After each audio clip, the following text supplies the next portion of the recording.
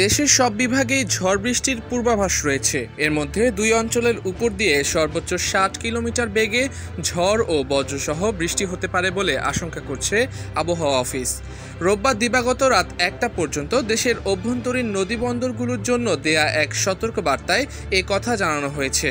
আবহাওয়াবিদ মোহাম্মদ ওমর ফারুকের স্বাক্ষর করা বিজ্ঞপ্তিতে বলা হয়, ময়মনসিংহ এবং সিলেট অঞ্চলের উপর দিয়ে দক্ষিণ অথবা দক্ষিণ পশ্চিম দিক দিয়ে ঘন্টায় 45 থেকে 60 কিলোমিটার বেগে অস্থায়ীভাবে দমকা অথবা ঝড়ো হাওয়া বয়ে যেতে পারে। সেই সঙ্গে বৃষ্টি অথবা বজ্রসহ বৃষ্টি হতে পারে। তাই এসব এলাকার নদীবন্দরগুলোকে 1 নম্বর সতর্ক সংকেত দেখাতে বলা হয়েছে।